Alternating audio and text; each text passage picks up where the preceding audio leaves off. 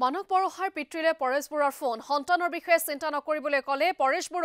বৰুৱাৰ ফোন কল সন্দৰ্ভত জনাইছে মানস বৰগোহাঁইৰ পিতৃ দেৱেন বৰগোহাঁয়ে লৰাটোৰ বিষয়ে চিন্তা কৰিব নালাগে বুলি কৈছে পৰেশ বৰুৱাই পুত্ৰ মানস বৰগোহাঁইক যাতে সুকলমে ঘূৰাই পায় এয়াই আশা পিতৃৰ উল্লেখ হৈছে আৰক্ষীৰ চোৰাংচোৱাৰ সন্দেহত বন্দী মানস বৰগোহাঁই সম্প্ৰতি আলফা স্বাধীনৰ শিবিৰত বন্দী হৈ আছে মানস বৰগোহাঁই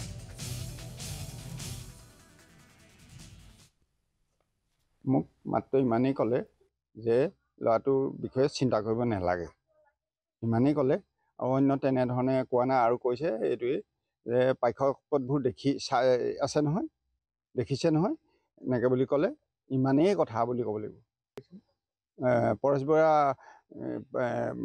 আলফাৰ সেনাধ্যক্ষ পৰেশ বৰা ডাঙৰীয়া প্ৰায় 4টাৰ পাছ এনেকুৱাতে হ'ব 4টা আৰু কিবা আপুনি সুধিছিলে নেকি মই একো সুধিবলৈ নাপালোঁ মই অসম চৰকাৰ আৰু ভাৰত চৰকাৰক এইটোৱে ক'ব বিচাৰোঁ যিজন ক'বলৈ গ'লে দেৰগাঁৱৰ মানস চলিহা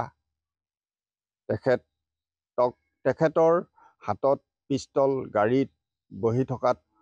হাতত পিষ্টল লৈ আৰু এখন গাড়ীত গভৰ্ণমেণ্ট অফ আছাম এনেধৰণে লিখি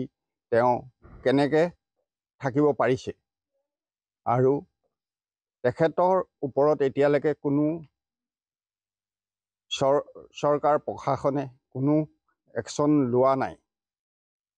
তেখেতক অতি সোনকালে যাতে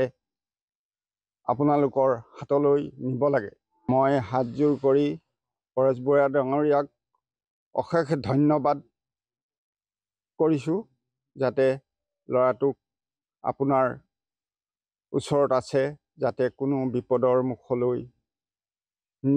নপঠিয়ায় মই পৰেশ বৰুৱা ডাঙৰীয়াৰ ওচৰত কাতৰ অনুৰোধ কৰিছোঁ